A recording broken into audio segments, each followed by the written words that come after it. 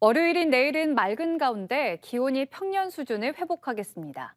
내일 아침 최저 기온은 광주 4도, 목포 5도, 여수 7도 등 0도에서 7도의 분포를 보이겠으며 곳에 따라 서리가 내리거나 얼음이 어는 곳도 있겠습니다. 한낮에는 기온이 크게 올라 13도에서 17도의 분포를 보이겠습니다. 한편 강풍특보가 내려진 거문도 초도에는 오늘 밤까지 순간 풍속 초속 20m의 매우 강한 바람이 불겠고 그 밖에 전남 해안도 초속 15m 이상의 강풍이 불겠습니다. 또 서해남부 먼바다에는 물결이 최고 3m로 높게 일 것으로 예보돼 선박들의 주의가 당부됩니다. 1년 365일 책을 빌릴 수 있는 스마트 도서관이 광주에 계속 늘어나고 있습니다. 도서관과 멀리 떨어진 지역이나 유동인구가 많은 곳에 설치해 시민들에게 이용 편의성을 제공한다는 취지인데요. 하지만 이용률은 저조하기만 합니다. 고영민 기자가 보도합니다. 광주의 한 지하철역에 있는 스마트 도서관. 규모는 크지 않지만 이 스마트 도서관에는 200여 권이 넘는 책이 보관되어 있습니다. 무인 자동화 시스템이라 1년 365일 24시간 어느 때나 시민들이 책을 빌리고 반납할 수 있습니다. 집에서 좀 책은 읽긴 한데 이렇게 여기를 많이 이용했으면 좋겠어요. 많은 사람들이. 그리고 젊은 사람도 많이 이용했으면 좋겠고. 하지만 이용하는 사람은 찾아보기가 힘듭니다. 도서관 접근성이 떨어진 곳에 설치했다고 하지만 지난해 이 스마트 도서관의 이용객 수는 하루 평균 2명이 채 되지 않습니다. 지난해 광주 스마트 도서관 19곳의 하루 평균 이용객 수는 3.9명에 그쳤습니다. 2명이 채 안 되는 곳이 7곳이나 됩니다. 유동인구가 많은 곳에 설치된 한 스마트 도서관도 하루 평균 이용자가 12명에 불과해 수요를 제대로 고려했는지 의문입니다. 일단 존재감이 별로 없는 것 같고 사람들이 아무 지하철역이면 빨리빨리 움직이다 보니까 신경 많이 안 쓰는 것 같아요. 스마트 도서관 설치에 들어가는 비용은 5천만 원에서 많게는 1억 원. 올해에만 광주에 4곳이 신설됐습니다. KBC 고영민입니다. 비축용 곡식으로 가득 찼던 농촌마을의 양곡 창고들 중 상당수는 용도를 잃고 볼성산업계 방치돼 있는데요. 신안군이 이런 공간을 다양한 문화예술 공간이나 주민 소통 공간으로 활용하면서 지역에 활기를 불어넣고 있습니다. 고익수 기자가 현장을 다녀왔습니다. 신안 천사대교를 건너 퍼플섬으로 가는 길목에 동백 파마머리 노부부 벽화가 시선을 붙잡습니다. 그런데 벽화에 가까이 가보면 파마머리 윗부분은 그림이 아니라 실제 애기동맥 나무입니다. 명소로 떠오른 이 벽화 근처에 새로운 볼거리가 하나 더 생겨났습니다. 소영선 하백이 암태도 소작쟁이 100주년을 기념해 신안군이 제공한 양곡창고의 애벽가 내부를 미술관으로 꾸민 겁니다. 10년 이상 쓸모없이 방치되어온 농협 양곡창고가 한 예술작가를 통해 역사적 의미를 지닌 전시 공간으로 되살아났습니다. 그림들은 당시 소작쟁이 과정을 10개 장면으로 나누어 사실적으로 그려낸 것을 넘어 관람객들이 처절하게 느낄 수 있도록 표현해냈습니다. 이렇게 멋진 기념관에 이렇게 멋진 의미가 담겨져 있고 그림도 아주 눈을 뗄 수 없이 정말 그런 처절한 그런 그림을 아무튼 저는 개인적으로 너무 마음에 들어요. 최근 미술관 인근엔 레스토랑까지 들어섰습니다. 이곳 역시 신안군이 올 10만 원에 임대해준 양곡 창고를 색다른 분위기로 리모델링했습니다. 관광객들이 찾아오면서 섬에 활력을 불어넣고 있습니다.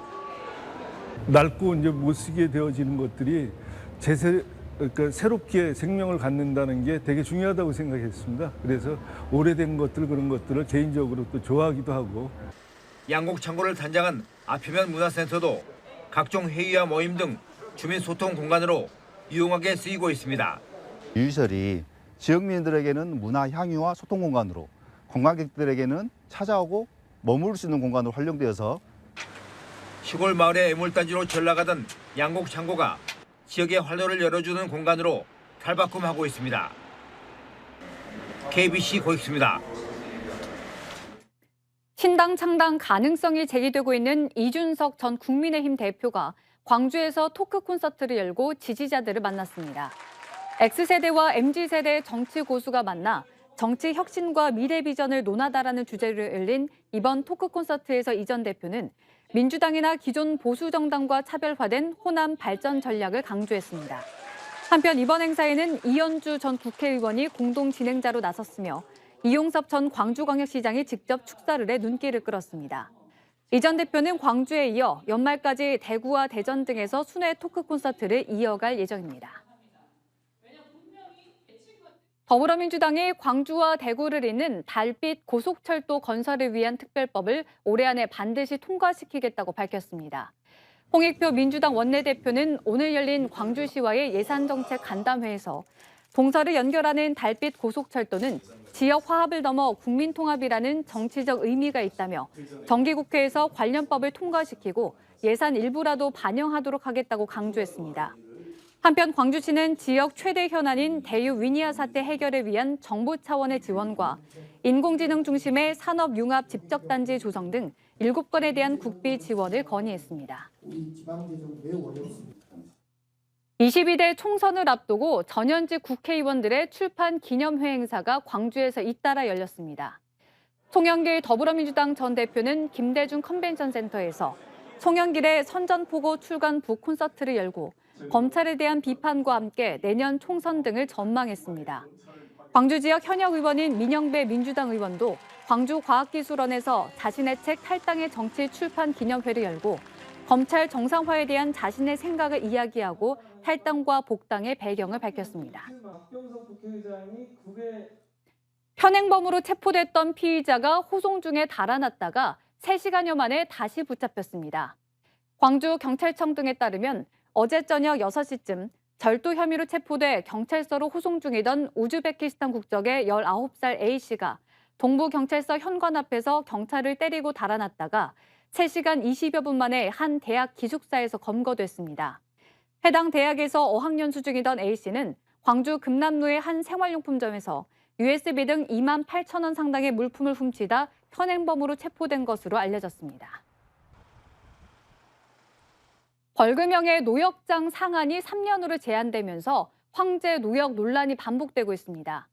광주지법 형사 12부는 지난 2017년부터 2019년까지 해외에 사무실을 차리고 불법 도박 사이트를 운영하면서 세금 180여억 원을 내지 않은 혐의로 재판에 넘겨진 40살 안모 씨에 대해 징역 3년에 집행유예 5년, 벌금 180억 6,750만 원을 선고했습니다.